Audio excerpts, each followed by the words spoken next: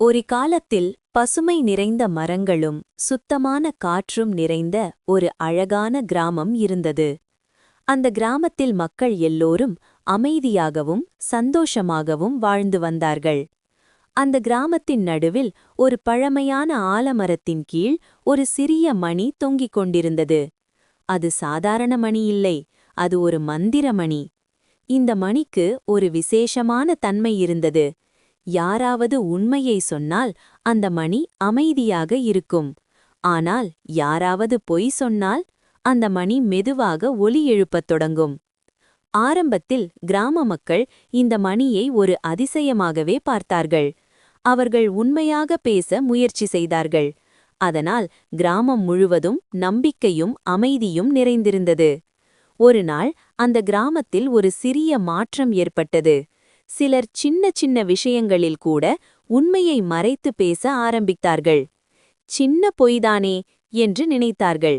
ஆனால் ஒவ்வொரு முறையும் பொய் பேசப்பட்டால் அந்த ஆலமரத்தின் கீழ் தொங்கிய மணி மெல்லிய சத்தத்துடன் ஒலிக்கத் தொடங்கியது. முதலில் அந்த ஒலி மிகவும் மெதுவாக இருந்தது, காற்றின் சத்தம் போல, இலைகள் அசையும் சத்தம் போல. ஆனால் பொய்கள் அதிகரிக்க மணியின் ஒலியும் தெளிவாக கேட்க ஆரம்பித்தது. அந்த ஒலி கேட்கும்போது கிராம மக்கள் அனைவருக்கும் ஒரு உணர்வு ஏற்பட்டது. ஏதோ சரியில்லை என்ற உணர்வு. மெதுவாக அவர்கள் புரிந்து கொண்டார்கள். இந்த மணி யாரையும் தண்டிக்கவில்லை, யாரையும் பயமுறுத்தவில்லை.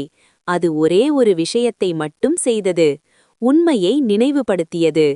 பொய் பேசும்போது மனசு கொஞ்சம் கனமாகும்.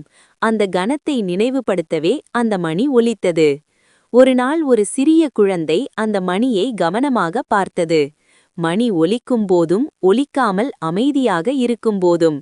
அப்போது அந்த குழந்தைக்கு ஒரு விஷயம் புரிந்தது.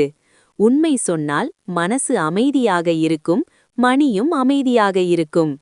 அந்த நாளிலிருந்து கிராமத்தில் மக்கள் மெதுவாக மாற்றமடைந்தார்கள். உண்மை பேச ஆரம்பித்தார்கள். தவறு நடந்தாலும் அதை ஒப்புக்கொள்ள ஆரம்பித்தார்கள். மணியின் ஒலி மெதுவாக குறைய ஆரம்பித்தது. ஒரு நாள் அந்த ஆலமரத்தின் கீழ் முழுமையான அமைதி நிலவியது.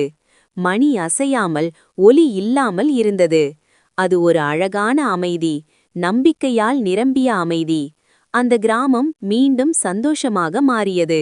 மக்கள் ஒருவரை ஒருவர் நம்பத் தொடங்கினார்கள். இந்த மந்திரமணி இன்றும் அந்த கிராமத்தில் தொங்கிக் கொண்டிருக்கிறது. அது ஒலிக்கிறதா அல்லது அமைதியாக இருக்கிறதா என்பதை மக்களின் உண்மைதான் தீர்மானிக்கிறது. குழந்தைகளே, இந்த கதையிலிருந்து நாம் என்ன கற்றுக்கொள்கிறோம்? பொய் எவ்வளவு சின்னதாக இருந்தாலும் அது ஒரு நாள் வெளியில் வரும். உண்மை பேசினால் மனசும் அமைதியாக இருக்கும், உலகமும் அமைதியாக இருக்கும். அதனால்தான் எப்போதும் உண்மையின் குரலை கேட்போம். அப்போது எந்த மணியும் ஒலிக்காது. அமைதியே இசையாக மாறும்.